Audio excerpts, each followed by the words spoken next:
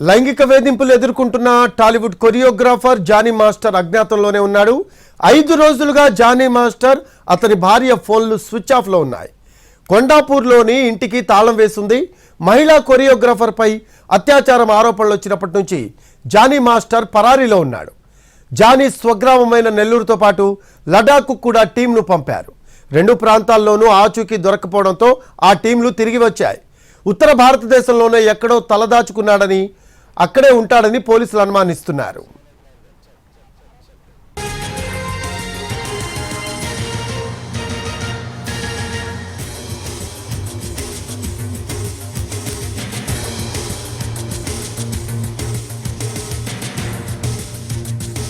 దీనికి సంబంధించి latest updates అందించడానికి మా కరెస్పాండెంట్ రాధాకృష్ణ ఉన్నారు. నార్సింగి పిఎస్ దగ్గర లైవ్లో అందుబాటులో.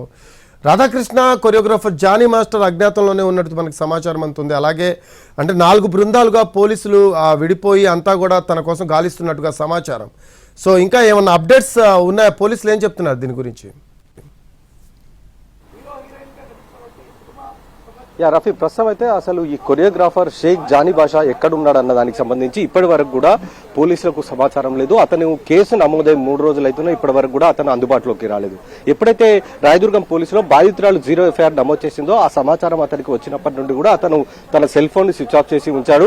అప్పటి నుండి కూడా పోలీసులకు అందుబాటులోకి రావడం లేదు. కొండాపూర్లో ఉన్న అతని ఇంటికి వెళ్లి ఒక టీము అతని ఇంట్లో కూడా సెర్చ్ చేసింది, కానీ అతనికి సంబంధించిన సమాచారం రాలేదు. అలాగే నెల్లూరులో అతని స్వగ్రామానికి కూడా వెళ్లారు, అక్కడ కూడా అతనికి సంబంధించిన ఆచూకీ లభించలేదు. అలాగే ఓ సినిమా షూటింగ్ కి సంబంధించి లడక్ వెళ్ళాడు, అక్కడ కొరియోగ్రఫీ చేస్తున్నాడన్న సమాచారం రావడంతో అక్కడికి కూడా ఒక టీం వెళ్లడం జరిగింది. కానీ లడాక్ లో మాత్రం అతనికి సంబంధించిన ఆచూకీ ఎక్కడ లభించలేదు. దీంతో 3 టీంలు ప్రస్తుతం తిరిగి రావడం జరిగింది.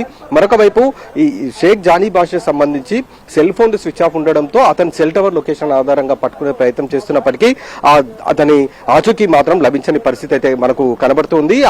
అతనితో పాటు అతని భార్యకు సంబంధించి కూడా విచారించడానికి అవసరమైన ఏర్పాట్లు చేస్తున్నప్పటికీ ఇతను మాత్రం ఇప్పటివరకు షేక్ జానీ బాషా మాత్రం ఇప్పటివరకు దొరకలేదు. అతని పరారీలో ఉన్నట్లుగానే పోలీసులు చెప్తున్నారు. మొత్తం 4 టీంలు ఏర్పాటు చేశారు ఇతని ఆచూకీని కనిపెట్టేందుకు, కానీ ఇప్పటి వరకు కూడా అతనికి సంబంధించిన ఆచూకీ లభించలేదు. మరొక వైపు బాధితురాలు మాత్రం ప్రస్తుతం పోలీసుల సంరక్షణలో ఉంది. ఆమెకు 2 కానిస్టేబుల్లను కూడా ఇచ్చి ఆమె ఇంటి దగ్గర సేఫ్ గా ఉంచడం జరిగింది. ఎందుకంటే ఒకవేళ ఈ కొరియోగ్రాఫర్ కి సంబంధించిన బంధువులు కానీ ఎవరైనా ఆమె దగ్గరికి వెళ్లి దాడి చేసే అవకాశం ఉంటుందన్న నేపథ్యంలో ముందస్తు చర్యలో భాగంగా ఆమెకు 2 కానిస్టేబుల్లను కూడా ఇంటి దగ్గర ఉంచిన పరిస్థితి అయితే కనబడుతుంది.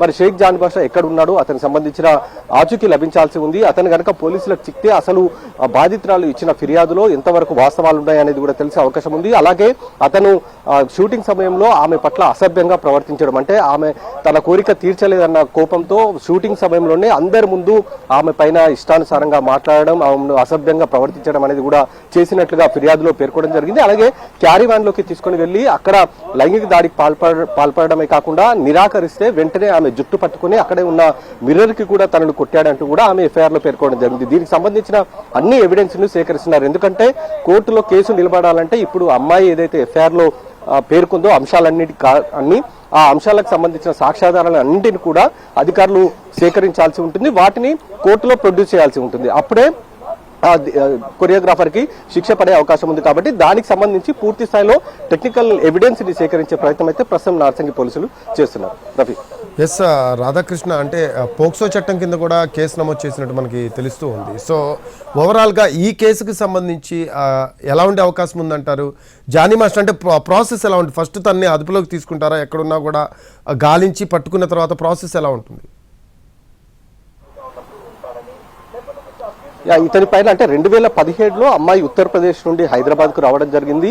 ఇక్కడ ఒక షోలో ఆమె 2019లో జానీ బాషా పరిచయం కావడం, ఆమె అతని టీంలోకి అసిస్టెంట్ కొరియోగ్రాఫర్ గా ఈమె చేరడం జరిగింది. ఆ తర్వాత వీళ్ళు ముంబైకి వెళ్ళినప్పుడు ఈ ఘటన జరిగినట్లుగా ఎఫ్ఐఆర్ లో ఆమె ఇచ్చిన ఫిర్యాదులో ఎఫ్ఐఆర్ లో పేర్కొనడం జరిగింది. అంటే 2019లో ఆమె మైనర్ గా ఉంది కాబట్టి ఆ సమయంలో జానీ బాషా ఆమెపై లైంగిక దాడికి పాల్పడ్డాడు కాబట్టి పోక్సో యాక్ట్ కింద కేసు కూడా నమోదు చేయడం జరిగింది. ఇటు బిఎన్ఎస్ఎస్ యాక్ట్ లో ఉన్న అత్యాచార చట్టం కిందతో పాటుగా ఇప్పుడు పోక్సో యాక్ట్ని కూడా నమోదు చేయడం జరిగింది. కాబట్టి దానికి సంబంధించిన ఆధారాలు ఒకవైపు సేకరిస్తున్నారు. ఒకవేళ జానీ భాష పోలీసులకు గనక చిక్కినా, అంటే పోలీసుల సెర్చ్లో చిక్కినా, లేదా అతనే వచ్చి పోలీసుల ముందు లొంగిపోయినా అతని పైన పోక్సో యాక్ట్తో పాటు రేప్ కేసు కూడా ఉంది. కాబట్టి అతన్ని అరెస్ట్ చేసి కోర్టులో ప్రొడ్యూస్ చేసే అవకాశం అయితే ఖచ్చితంగా కనబడుతుంది. Rafi, right, thanks for updates Radhakrishna. Right, అది లైంగిక వేధింపులు ఎదుర్కొంటున్న టాలీవుడ్ కొరియోగ్రాఫర్ జానీ మాస్టర్ అజ్ఞాతంలోనే ఉన్నాడు.